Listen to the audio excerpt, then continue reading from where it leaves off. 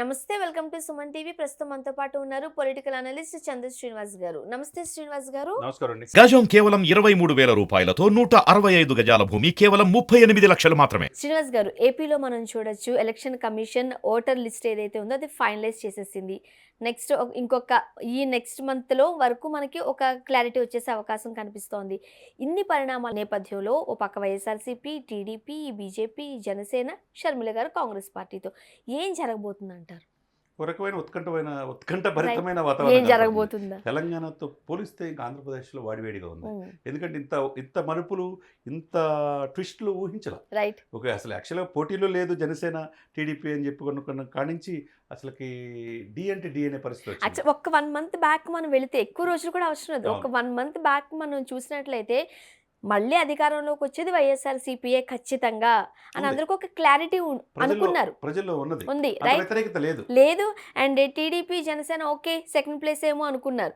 But ఒక 1 month తిరిగేసరికి ఇప్పుడు వైఎస్ఆర్సీపీయా ఏమో ఒక క్వశ్చన్ మార్క్. టీడీపీ, జనసేన, మరోపక్క బీజేపీ కలిసినట్లయితే మరోపక్క షర్మిల గారు ఏం జరగబోతుంది? అధికార పేటను ఎవరు అధిరోహించబోతున్నారు? ఇక్కడంటే మీరు అన్నట్టు ఎన్నికల సంఘం నిన్నే ఫైనల్ లిస్ట్ ఇచ్చేసింది. మొన్న అవకతవకలు జరిగిన ఉద్దేశంతో కేంద్ర ఎన్నికల సంఘం వచ్చారు. క్షేత్రస్థాయిలో విజయవాడ వాళ్ళు పరిశీలించారు.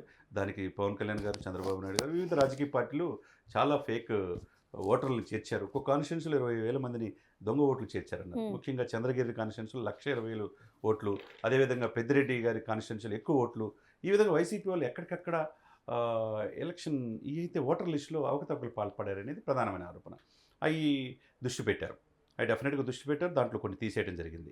రెండోది, ఈ ఎలక్షన్కి టీచర్లనే వీళ్ళని ఆఫీసర్లుగా ఉపయోగించాలి. ఈయన వాలంటీర్ మాటున లేడీస్ కానిస్టేబుల్స్ని వాలంటీర్లు పెట్టాలని చూస్తున్నారు అని చెప్పి అది కూడా సుప్రీంకోర్టు దాకా వెళ్ళారు. అది కూడా విజయం సాధించారు. ఓన్లీ టీచర్స్ మాత్రమే ఎలక్షన్స్కి పెట్టబోతున్నారు. ఇవన్నీ కూడా దెబ్బ మీద దెబ్బ, ఎదురు దెబ్బ తగులుతుంది ఒక రకంగా పార్టీకి. ఇదే సిచ్యువేషన్స్లో ఎలక్షన్ ఫైనలిస్ట్ ఇచ్చేశారు. ఈ నెల కాకపోయినా ఫిబ్రవరి ఫస్ట్ వీక్లో ఎలక్షన్ నోటిఫికేషన్ వస్తుంది. మార్చ్ ఎండింగ్లో ఎలక్షన్ ఉంటుంది. ఏప్రిల్లో ప్రభుత్వం రావాల్సిందే. ఇవన్నీ పరిణామాల మధ్య ఉక్కిరి బుక్కిరి అవుతున్నారు జగన్మోహన్ రెడ్డి గారు. ఆయన ఊహించలా ఇంత ట్విస్టులు ఉంటాయని. ఒక రకంగా షర్మిల గారు తెలంగాణకి పరిమితం అవుతుంది, ఆంధ్రప్రదేశ్ రాదులే అని చెప్పి అనుకున్నారు. ఆంధ్రప్రదేశ్ వచ్చి డి అంటే డి అని అన్న మీద సవాల్ విసురుతున్నారు. ఒకవైపు అది పెద్ద కాంగ్రెస్ పార్టీ అంతా ఏజ్డ్ పర్సన్స్, సీనియర్ నాయకులంతా షర్మిల గారి వైపు నిలబడ్డారు. డెఫినెట్గా వైసీపీలోకి వెళ్ళే వాళ్ళంతా రమ్మని ఆహ్వానిస్తున్నారు. ఆ రోజు అనుకోని పరిస్థితులు వెళ్ళారు. మీరు రాండి, మీకు సరైన ప్రాధాన్యత ఇస్తామన్నారు. అది ఇది ఎపిసోడ్ అయితే, ఇటువైపు పవన్ కళ్యాణ్ గారు వ్యూహాత్మక క్షేత్రస్థాయిలో పర్యటనకి శ్రీకారం చుడుతున్నారు. వారాహి 4 కృష్ణా జిల్లా తాగింది.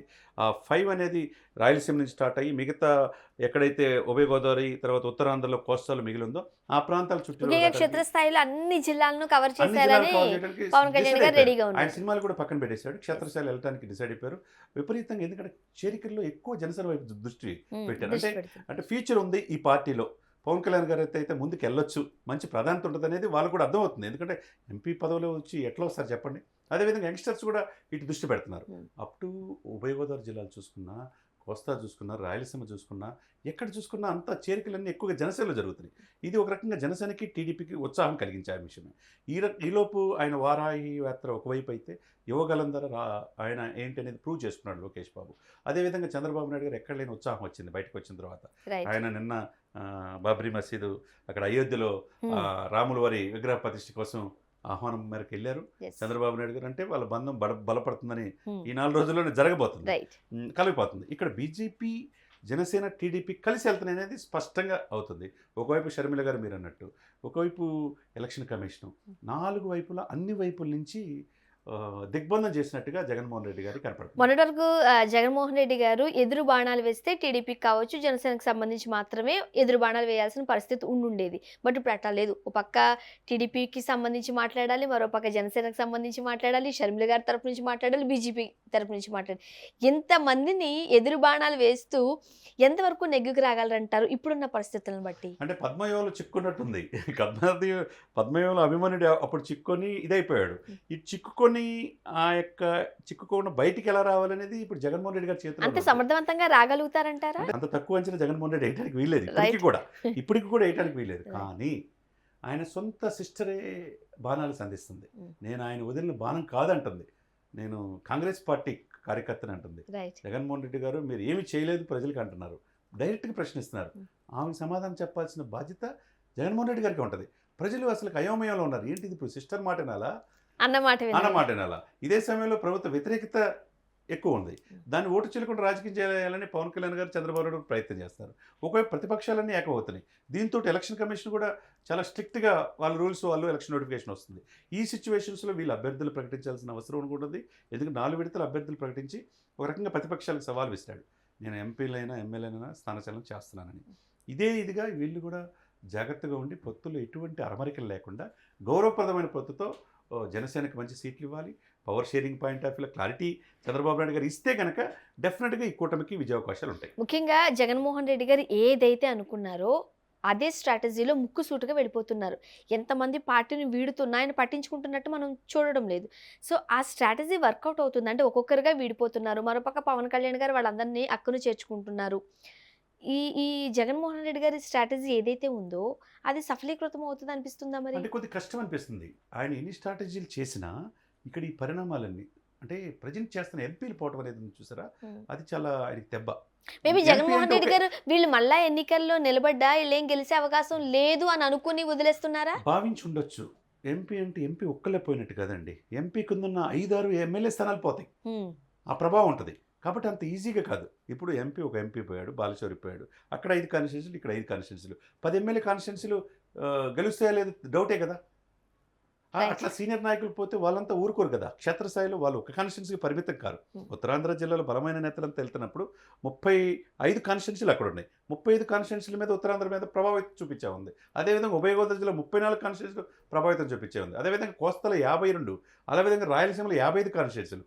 ఈ కాన్స్టిట్యున్సీలు ఈ పెద్దవాళ్ళు ఎవరైతే వెళ్తున్నారో వీళ్ళు ఒక కాన్స్టిట్యున్సీ పరిమితమయ్యే వ్యక్తులు కాదు. సీనియర్ మోస్ట్ రాజకీయ నాయకులు ఆయా పార్టీలో వెళ్ళినప్పుడు జగన్మోహన్ రెడ్డి గారు నిన్నటిదాకా ఉన్నప్పుడు ఆయన విధానాలు ఏంటి, ఆయన్ని డైరెక్ట్గా విమర్శిస్తారు వీళ్ళు.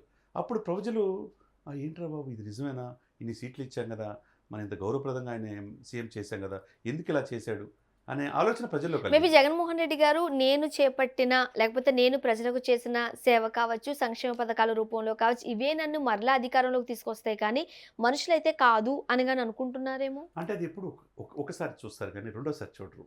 ప్రజల సెంటిమెంట్ ఒక్కచోట. రాజకీయ నాయకులని లేకపోతే తన దగ్గర ఉన్న వాళ్ళ మీద నమ్మకం కాకుండా ప్రజల మీద నమ్మకం పెట్టుకున్నారేమో. ప్రజల మీద నమ్మకం అంటే ప్రజలు కూడా ఏంటంటే చివరి దాకా బ్యాలెట్లు ఓటు వేసేదాకా తెలియదు వాళ్ళ మనసులో ఏముంది. పథకాలన్నీ తీసుకుంటారు. నీకు అక్కడ 1000 రూపాయలు ఇచ్చిన 2000 నోట్లు తీసుకుంటారు. మీరు ఏ తాయిలని తీసుకుంటారు. కానీ ఓటు ఎవరికి వేయాలనేది ఆ రోజు నైట్ కానీ డిసైడ్ చేసుకోవాలి. వాళ్ళు ఫిక్స్ అయిపోయి ఉంటారు. కాబట్టి ఎవరి డబ్బులు ఈ పథకాలన్నీ కూడా మన మీద వేసే కదా, మన మీద పన్నుల ద్వారా మన మీద వేసినాయి కదా, ఆయన సొంత డబ్బులు ఏమి ఇయట్లేదు కదా భావన ప్రజల్లో బలంగా ఇదైంది. ఈ ఉచితాలు అనేది ఒక్కసారి ప్రభావితం చేస్తే తప్పితే రిపీట్. కానీ టీడీపీ వచ్చినా వాళ్ళ జేబులో డబ్బులు అయితే ప్రజలకు ఇవ్వరు కదా. ఎవరు వాళ్ళు కూడా ప్రజల డబ్బే కదా రిటర్న్ ఇచ్చేది. అంటే మేము అతని అవినీతం అయిపోయింది. ప్రభుత్వం గతంలో 2.5 లక్షల కోట్ల అప్పుని 15 లక్షల కోట్ల అప్పుకెళ్ళిపోయింది. ఏది చేయలేదు, స్పెషల్ స్టేటస్ తీసుకురాలేదు, లేకపోతే పోలవరం పూర్తి చేయలేదు, తీర ప్రాంతంలో ఉన్న ఇండస్ట్రీస్ తేలేదు, ఇలా అనేక రకమైన 3 రాజధానులను ఎక్కడ కూడా రాజధాని పూర్తి చేయలేదు, ఇలా ఏమి చేయలేదు కదా అనే ఇదితో ప్రధాన ప్రతిపక్షాలు ముందుకెళ్తాయి. అది ప్రజలు నమ్మించవచ్చు. ప్రజలు నమ్మించినప్పుడు ఓటు అనేది ట్రాన్స్ఫర్మేషన్ అవుతుంది.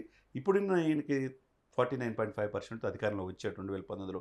ఇప్పుడు ఆ విధంగా ఆ పర్సెంటేజ్ ఓట్లు వచ్చే అవకాశం లేదు. రైట్, ఇక్కడ మనం ఒకసారి ఆగాలి. 2019లో మనం ఒకసారి టీడీపీకి సంబంధించి వైఎస్ఆర్సీపీకి చూసుకుంటే చాలా హ్యూజ్ గ్యాప్, రైట్, అంటే చాలా వ్యత్యాసంతో జగన్మోహన్ రెడ్డి గారు అధికార పీఠం చేపట్టారు. మళ్ళీ దీన్ని కవర్ చేయడం అనేది టీడీపీకి కాస్త కష్టమైన పని. అందువల్లనే జనసేనతో కలిసి ముందుకు వెళుతున్న పరిస్థితి కూడా మనం చూస్తున్నాం.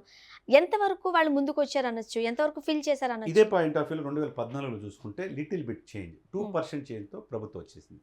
అప్పుడు పవన్ కళ్యాణ్ సపోర్ట్ చేయబట్టి, రైట్, ఇది అనుభవం ఉన్న వ్యక్తి ఈ రాష్ట్రానికి ముఖ్యమంత్రి కావాలని చెప్పి సపోర్ట్ చేయబట్టి కోల్పోయింది ఎవరు? జగన్మోహన్ రెడ్డి గారు 2014లో, రైట్ కదా. 2019 వచ్చేదానికి విడిగా పోటీ చేసేదానికి అవకాశం జగన్మోహన్ రెడ్డికి వచ్చింది. అప్పుడు 49.5% ఆయన అధికారంలో వచ్చాడు. 39.5%తో సెకండ్ ప్లేస్లో టీడీపీ వచ్చింది. 6.7 నుంచి 8% లోపు జనసేన వచ్చింది. ఇప్పుడు ఆ పరిస్థితి జనసేన గ్రాఫ్ అట్లా ఉందంటే లేదు. స్థానిక సమస్యల్లో పోటీ చేశారు, 18% పెరిగింది. ఉభయ గోదావరి జిల్లాలో వారాయత ధర 22 to 28% కూడా పెరిగింది. ఇప్పుడు 22 అనుకోండి, 22 ప్లస్ టీడీపీకి ఉన్న 40కి ఇంకో 2 పెరిగింది అనుకోండి, 42 ప్లస్ 22 ఎంత? 64. అప్పుడు బీజేపీ కూడా 1% ఉంటుంది, 1% ఉంటుంది. 65. అప్పుడు కాంగ్రెస్ కూడా 1% వచ్చింది అనుకోండి, ఉమ్. మొత్తం కలిసి 67 అంటే 33కి పరిమితం అయిపోయే అవకాశం ఉండదు. ఎవరు? వైఎస్ఆర్సీపీ. అధికార పార్టీ. Right. అప్పుడు అధికార పార్టీ కోల్పోయే అవకాశం ఉంది కదా. ఉమ్. అంటే ఈ ఈక్వేషన్స్ ఎప్పుడు ఒకే రకంగా ఉండదు. నేను గతంలో వచ్చింది కదా నాకు 50% నా ఓటు బ్యాంక్ నాకు వస్తాయి అంటానికి లేదు. ఎందుకంటే షర్మిల రూపంలో కాంగ్రెస్ ఓట్లే మీరు తీర్చుకున్నారు. Right. ఇప్పుడు కాంగ్రెస్ ఓట్లు నాకు కావాలంటుంది, ఉమ్. అక్కడే వెళ్తాయి. తర్వాత క్రిస్టియన్ మైనార్టీ ఓట్లు కూడా వెళ్ళిపోతాయి. ఇట్లా ఏ విధంగా చూసుకున్నా అన్ని వైపుల నుంచి ఈయనకి దిగ్బంధించినట్టుగానే కనపడుతుంది. మనం వేచి చూడాలి ఏమవుతుందని. యాక్చువల్గా వైఎస్ఆర్సీపీ వైనాట్ 175 అనింది. సో ఎంతవరకు వెళ్ళి ఆగుతుంది అనేది మాత్రం కాస్త వెయిట్ చేయాల్సిన పరిస్థితి అంతే కదా. కనిపిస్తుందేమో. Right, thank you so much అండి. Thank you.